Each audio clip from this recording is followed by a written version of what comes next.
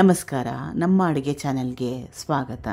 ಇವತ್ತಿನ ವಿಶೇಷ idli ದೋಸೆಗೋಸ್ಕರ ರುಚಿಕರವಾಗಿರೋಂಥ side dish recipe. ಇದನ್ನು ಮಾಡಲಿಕ್ಕೆ ತೆಂಗಿನಕಾಯಿನಾಗಲಿ ಉರುಗಡ್ಲೆನಾಗಲಿ ಉಪಯೋಗ ಮಾಡ್ತಾ ಇಲ್ಲ. ಟ್ರೈ ಮಾಡಿ, ಸ್ವಲ್ಪ ಡಿಫ್ರೆಂಟ್ ಆಗಿರುತ್ತೆ, ಚೇಂಜ್ ಕೂಡ ಆಗುತ್ತೆ. ಮೊದಲನೇ ಸ್ಟೆಪ್ಪಲ್ಲಿ ಬಾಣಲೆ ಇಟ್ಕೊಂಡಿದ್ದೀನಿ. 2 ಚಮಚದಷ್ಟು ಎಣ್ಣೆ ಬಿಸಿ ಆದಮೇಲೆ ಕಡಲೆ ಬೀಜ ಅಥವಾ ನೆಲಕಡಲೆ ಸುಮಾರು ಸಣ್ಣ ಬಟ್ಲಲ್ಲಿ 1 ಬಟ್ಲಷ್ಟು ಅಥವಾ ಸುಮಾರು 50 ಗ್ರಾಮ್ಸ್ ಅಷ್ಟಿದೆ. ಬೆಳ್ಳುಳ್ಳಿ ಹೆಸರು ಸುಮಾರು 5ರಿಂದ 6 ಹಸಿರು ಮೆಣಸಿನಕಾಯಿ ಸುಮಾರು 4ರಿಂದ 5. ಈಗ ಕಡಲೆ ಬೀಜ ಗರ್ಗರಿ ಅಂತ ಆಗಬೇಕು, ಕೆಂಪಾಗಬೇಕು, ಅಲ್ಲಿವರೆಗೂ ಎಣ್ಣೆಯಲ್ಲೇನೆ ಹುರ್ಕೋಬೇಕು. ಕಡಲೆ ಬೀಜನ ತುಂಬಾ ಜಾಸ್ತಿ ಕಪ್ಪಾಗಿ ಮಾಡ್ಕೊಳಕ್ಕೆ ಹೋಗ್ಬೇಡಿ, ಟೇಸ್ಟು ಕೆಟ್ಟೋಗುತ್ತೆ, ಚೆನ್ನಾಗಿರಲ್ಲ. ಸುಮಾರು 2ರಿಂದ 3 ನಿಮಿಷ ಬೇಕಾಗುತ್ತೆ. ಗ್ಯಾಸ್ ಸ್ಟವ್ನ ಮೀಡಿಯಂ ಫ್ಲೇಮ್ ಅಥವಾ ಲೋ ಫ್ಲೇಮ್ನಲ್ಲಿ ಇಟ್ಕೊಂಡ್ರೆ ಕಡಲೆ ಬೀಜನ ಹುರಿದಿದ್ದಾಗಿದೆ, ಕ್ರಿಸ್ಪಿ ಆಗಿದೆ, ಸ್ವಲ್ಪ ಬಣ್ಣ ಕೂಡ ಚೇಂಜ್ ಆಗಿದೆ. ಮೊದಲೇ ಹೇಳ್ದಂಗೆ ಕಡಲೆ ಬೀಜನ ಕಪ್ಪಾಗಿ ಹುರ್ಕೊಳ್ಳೋ ಅವಶ್ಯಕತೆ ಇಲ್ಲ, ಚೆನ್ನಾಗಿರಲ್ಲ. ಆ ರೀತಿಯಾಗಿ ಹುರ್ಕೊಂಡ್ರೆ ಇದು ಚೆನ್ನಾಗಿ ಹಣ್ಣಾಗಿರೋ 2 ದೊಡ್ಡ ಟೊಮ್ಯಾಟೊ, ನಾಟಿ ಟೊಮೆಟೊ, ಫಾರ್ಮ್ ಟೊಮೆಟೊ ಯಾವುದಾದ್ರೂ ಪರವಾಗಿಲ್ಲ.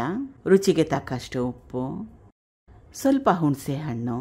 ಈಗ ಟೊಮೆಟೊ ಮೆತ್ತಗಾಗೋವರೆಗೂ ಬೇಯಿಸ್ಕೋಬೇಕು, ಬೇಗ ಬೆಂದೋಗುತ್ತೆ. ಮೀಡಿಯಂ ಫ್ಲೇಮ್ ಅಥವಾ ಲೋ ಫ್ಲೇಮ್ನಲ್ಲಿ 5 ನಿಮಿಷ ಬೇಕಾಗುತ್ತೆ, ಚೆನ್ನಾಗಿ ಮೆತ್ತಗಾಗಬೇಕು, ಅಲ್ಲಿವರೆಗೂ ಬೇಯಿಸ್ಕೋಬೇಕು. ಈಗ ಟೊಮೆಟೊ ಚೆನ್ನಾಗಿ ಬೆಂದಿದೆ, ಮೆತ್ತಗಾಗಿದೆ. ಇದನ್ನು ರುಬ್ಕೋಬೇಕು. ತುಂಬಾ ಜಾಸ್ತಿ ಬಿಸಿ ಇದೆ, ತಣ್ಣಗಾಗಲಿ. ಹುರ್ಕೊಂಡಿರೋ ಪದಾರ್ಥಗಳೆಲ್ಲ ತಣ್ಣಗಾಗಿದೆ, ರುಬ್ಕೋತಾ ಇದ್ದೀನಿ. ಕಡಲೆ ಬೀಜನ ಎಣ್ಣೆಲಿ ಹುರಿದು ಈ ರೀತಿಯಾಗಿ ರುಬ್ಕೊಂಡ್ರೆ ಡಿಫ್ರೆಂಟಾಗಿ ಟೇಸ್ಟ್ ಬರುತ್ತೆ. ಡ್ರೈ ರೋಸ್ಟ್ ಮಾಡಿಕೊಂಡ್ರೆ ಅದ್ರ ಟೇಸ್ಟೇ ಡಿಫ್ರೆಂಟಾಗಿ ಬರುತ್ತೆ.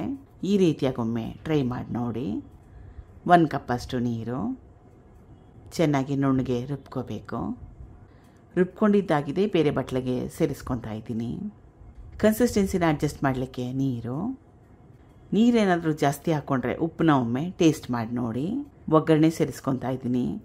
ಒಗ್ಗರಣೆಗೆ ಎಣ್ಣೆ, ಸಾಸಿವೆ, ಹಿಂಗು, ಕರಿಬೇವಿನ ಸೊಪ್ಪನ್ನ ಉಪಯೋಗ ಮಾಡಿದ್ದೆ.